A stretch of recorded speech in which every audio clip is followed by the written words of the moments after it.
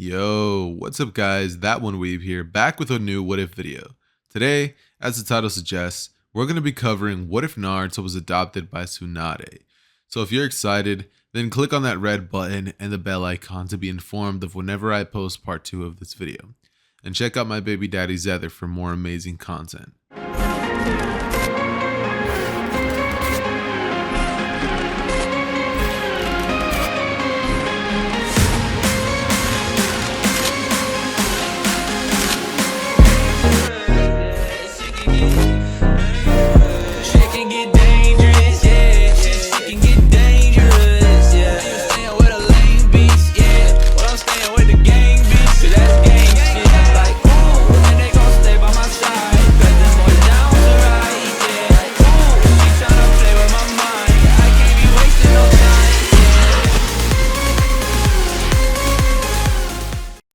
To start this what if off, first we have to establish a couple of things.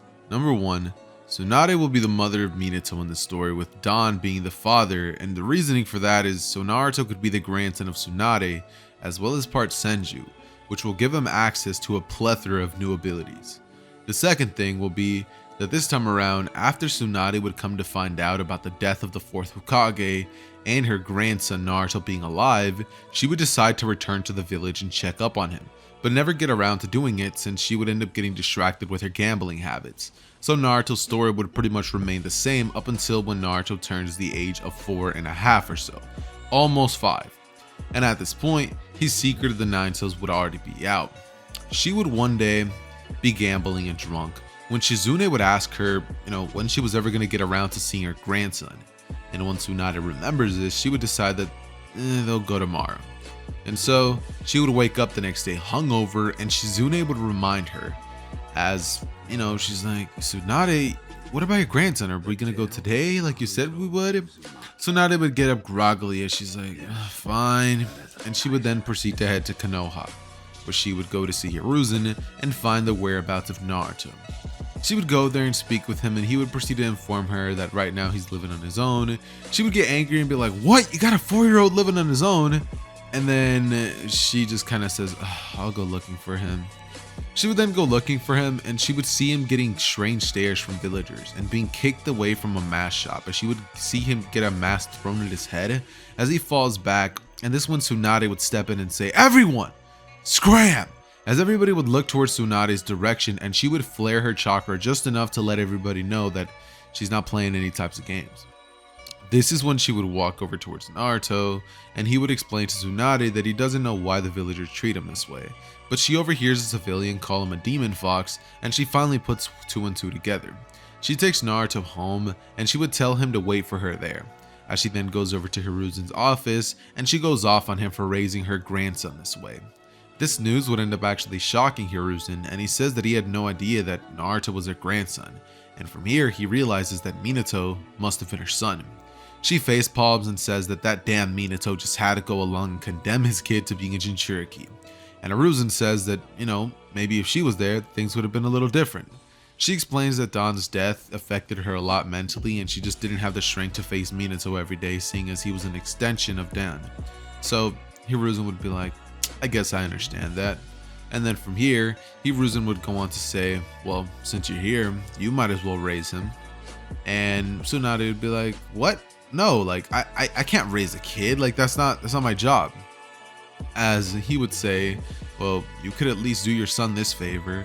And she would say that she's not a nanny, before Hiruzen laughs and says, I bet you couldn't raise a kid if your life depended on it. And knowing Tsunade is the kind of person to gamble, she would get mad at this remark, and she would say she could do it, and she bet she could even raise him to be a powerful shinobi, maybe even a better Kage than he himself. He would smile and say, you're on, as he would then say that he'll cover all of her expenses that she's ever gathered if she does achieve that goal.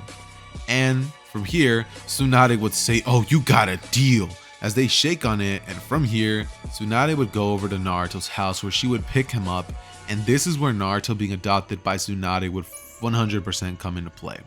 Also, quick tangent, Hinata already likes Naruto because I don't know why not. Okay, this is for you later.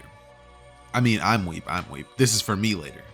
That said, Tsunade is not just going to give up on her gambling habits and train Naruto altogether. So instead, what would end up happening is that she would proceed to go around stacking up way more debt, and Tsunade would pretty much have Shizune watch Naruto whenever she's not around. And when she wasn't gambling, she would be struggling to teach Naruto the basic chakra control because of Kurama, and so he would try and try over and over again for 3 full years until he would finally understand basic chakra control. From here, Tsunade would be able to teach him a bunch of the basics, making him an already splendid shinobi with tons of talent because Naruto learned quickly after getting chakra control down. He would also always show constant flashes of greatness, and she would equip him with a lot of medical ninjutsu and also combat type and enhancement type fighting styles. So essentially, Naruto was a Tsunade with a little bit less strength and less finesse, but he would also have a lot more chakra than Tsunade could ever hope to have. And he would also learn tons of jutsus from Tsunade, becoming almost as talented as Naruto was when he returned in Shippuden, just because of the fact that he had all these fundamentals down when he trained with Jiraiya. Because during the time skip, I don't know if many of you guys are aware, but the reason that Naruto doesn't seem to get so much stronger is because instead of focusing on learning new jutsus and learning chakra control like everyone else was, Naruto instead had to focus on all of his basics because his fundamentals were really wacky. And so that's what Jiraiya focused on. Tsunade would have ended up making him pretty powerful, and seeing as he trained with the legendary Sannin, which is Tsunade herself, he got very powerful. So yeah, my man Naruto is very powerful, and this is all by the age of 12. Near the start of the anime, not only that, but he didn't end up being hated by the villagers, and instead, he would have the support of his grandmother Tsunade and Shizune. He's also aware of his lineage and knows that he's related to 2 Kages, making him want to continue the legacy. Not only that, but during this brief years of training with Tsunade, he would discover that he has an affinity for wood release, being directly related to Hashirama. Those genes would have ended up passing on to him. Now, Naruto was a very basic wood style. He can't control anything or create some insanely overpowered structures quite yet, but at this point he's able to create like barriers around himself to protect himself from powerful attacks, and he's able to weave basic jutsus like wood walls and wood clones. He's able to do stuff like that, but nothing too overpowered, I guess you could say. And when Tsunade would find out that Naruto has these abilities of wood style, this is when she would tell Naruto of his lineage, telling Naruto that he's directly the son of the 4th Hokage Minato Namikaze, and telling him that he is also the great grandson of Hashiramas Senju, the first Hokage of the village. Not only that, but he's also the grandson of one of the legendary Sannin of the Leaf Village. So Naruto has a very high standard that he has to live up to. That said, Naruto at this point is already looking like a beast, and this is only the beginning. He'd return to the village on the last day of the exams, where he would pass with flying colors, with the class being very interested in a new kid who just plopped in out of nowhere with a whole new persona behind him and aura. When he arrives, would end up being tasked to take the couple of tests that he has to take, and obviously, having all of this new experience on his belt, he would be able to do it, no problem at all. And so Naruto would actually be, praised on his first day just coming in and taking the test. In terms of the written portion, he would ace it quite easily, and he would actually have to spar against one classmate. Let's just say that it's some random background character, and it resulted in a very quick KO in terms of Naruto defeating him. That said, Naruto would be assigned to Team 7, and Sasuke, watching this new kid just come in and gather so much attention that he was so used to receiving, would feel a little threatened by Naruto, just because this new kid is just out here and he's kind of taking a couple of his fangirls away from him, and people are starting to think that he's better than Sasuke. Some people even started muttering that, so that would have definitely gone under Sasuke's skin. That said, the day would be over, and eventually everybody would be told to go back home, and that the next day they will all be meeting their Jonin senseis. Sakura would have no apparent problems with Naruto being on her team because, being honest, she thinks that she's kind of attractive. Now, Sakura, when she sees Naruto, would kind of think, Naruto? She would have been shocked that that's him. but seeing as now he looks good, to Sakura it doesn't really matter like how he was in the past, because Naruto just feels like a whole different person. His outfit even changed, and I'm going to be giving myself in the future the option of deciding exactly what it is he looks like. That said, Sasuke would feel a little bit threatened by Naruto, as I said before, since he came in and just kind of stole his whole mojo, but he's not really going to be saying anything. And from here, Naruto would end up going to the Hokage's office, where Hiruzen would inform him of everything that transpired and how he made a bet with Tsunade. Naruto would grit his teeth before saying, "So she raised me off a bet?" But Hiruzen would say that, it's better than nothing, because, otherwise he would have stayed in the village and lived in the conditions that he was living in. He would say, "Yeah, honestly, I'm kind of thankful for Granny Tsunade." As he would proceed to say, "So, do I still live in my old house?" And Hiruzen would inform Naruto that he does. That his house has actually been kept up in tip-toppity shape since he's left, and that he should just be able to get there and, get to his house and just relax. Naruto would end up going to his house, and Tsunade would actually end up telling Naruto that she is not going to be staying in the village, but that she'll come back in like a year or so to see how he's doing. And Naruto would end up not having any real problems with this, telling Tsunade thank you for everything and treating her out to ramen before she actually left. Now, Tsunade and Shizune would have two big bright smiles, and Tsunade would also show Hiruzen the check that she had built up, with Hiruzen almost literally feeling his soul leave his body from how much money he's gonna have to cough up if Naruto is to become Kage. So now Hiruzen is doing everything possible to make sure that boy does not become a Kage. That said, what would end up happening from here is that, Naruto would go home, he'd relax, and the very next day, he would go on to go to the classroom, where everybody would be assigned to their senseis and they all would meet them. 3 hours would go by, and Naruto would be tapping his desk thinking to himself, "Okay, where is this guy?" Sakura would say, "Yeah, I know, he's taking a while, right?" And Naruto would say, "Yeah, quite a bit." Sasuke would just be staring daggers at Naruto, and Naruto would look at Sasuke before saying, "Got a staring problem? What's wrong with you, dude? Got an issue with me?" But Sasuke would simply say, "I don't have an issue with someone who's weaker than me." Naruto would say, "Oh, you have a superiority complex. I get it now." And Sasuke would say, "I don't have a superiority complex, you imbecile." Before Naruto would be about to say something, Kakashi would walk straight through the door, and there would be no prank. From here, Kakashi would eye his team up and down, looking at Naruto and realizing off rip that, yep, that kid right there, he's probably the strongest. Sasuke looks like he's pretty promising, and Sakura is going to be holding the team back quite a bit. That said, he would tell the team to meet him up on the roof, and from here he would use the body flicker jutsu to make his way towards the top, as Team 7 would simply walk up there and introductions would go just like they did in canon. That said, following this, Kakashi would tell the entire team that he's going to be testing them tomorrow to make sure that they're adequate to become Genin. And Sakura would speak up saying that that's not fair, that they already became Genin, but Kakashi would say that this is just the beginning of their long journey to become ninjas, and he would poof away in a poof of smoke.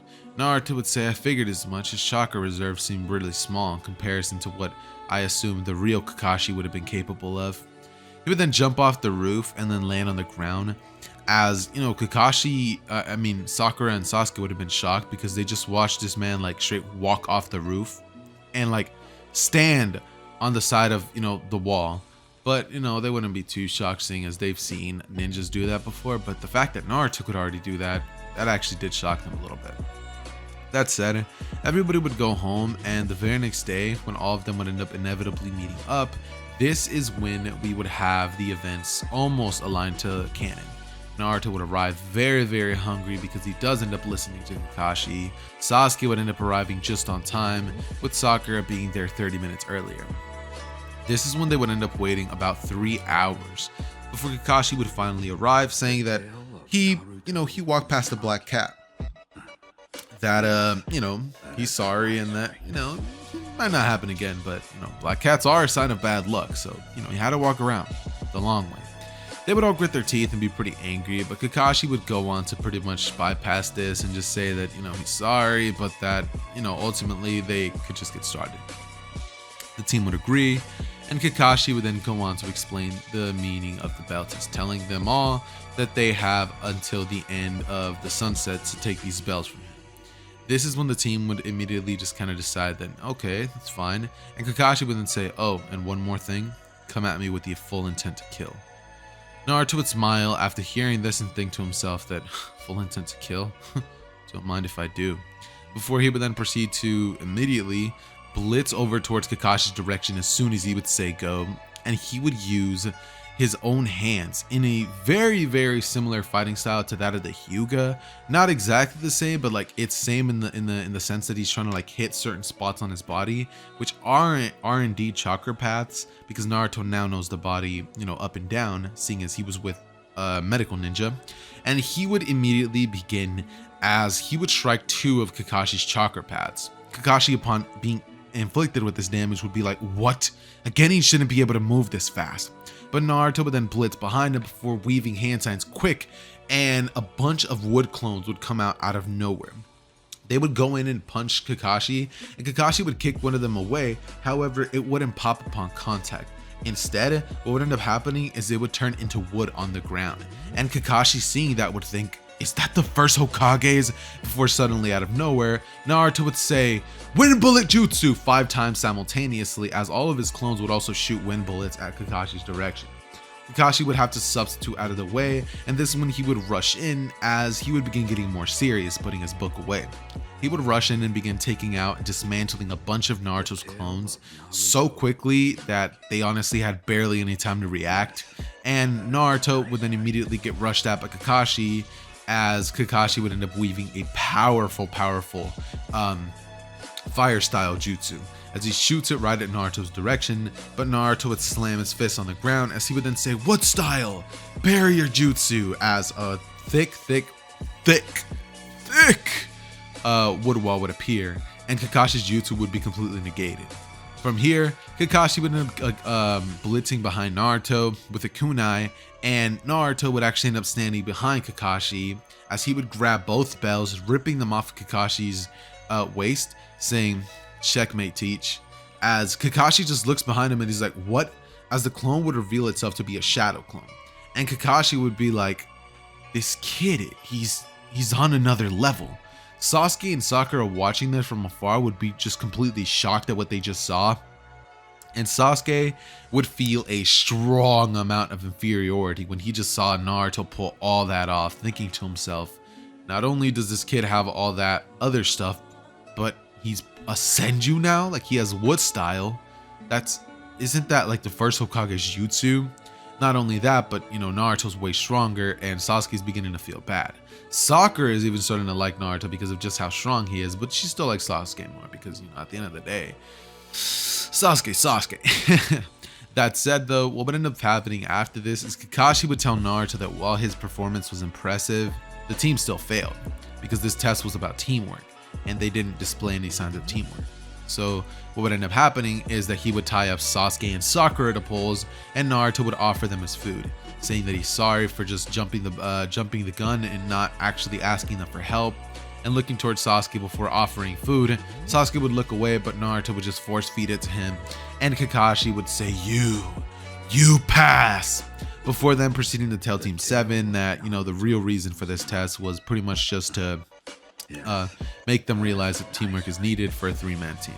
Following this, we would have approximately 2 weeks worth of D-rank missions where they pretty much do nothing until eventually they would be assigned to the Tazuna mission to rebuild the bridge and to help take him to the land of the waves. They would accept, and this time the situation would be a little different. Naruto wouldn't exactly just demand it, and instead, after noticing that they've completed enough D-rank missions, he would give them a C rank. Following this, the team would end up meeting by the bridge, and by the village gates, and they would make their way towards the land hidden in the waves. One other small little change that I'm going to be implementing is going to be that instead of Kakashi acting as if he gets killed in this version, Naruto is fast enough to actually react to one of the demon brothers, with Sasuke not wanting to be shown up this time, rushing in at another, using his most powerful attack, using a lion's barrage, as he knocks him down into the ground, and both the demon brothers are apprehended. The journey would continue for about 2 hours until eventually a thick mist would roll around, And noticing this, the team would be a little bit on edge until eventually they would hear the sounds of a blade coming towards their direction, with Kakashi saying, "Dodge!" Anyway, make sure if you guys want to see part 2 to hit the like button, comment what you thought about me and Zethers collab, and go check out my half of the collab on Zethers channel, where I made What If Deku Was a Spy. Anyway, I hope you guys enjoyed this part with Zether, and I hope you guys had fun with that. And we'll be getting to part 2 with me continuing the series next time. I'll see you then. Bye.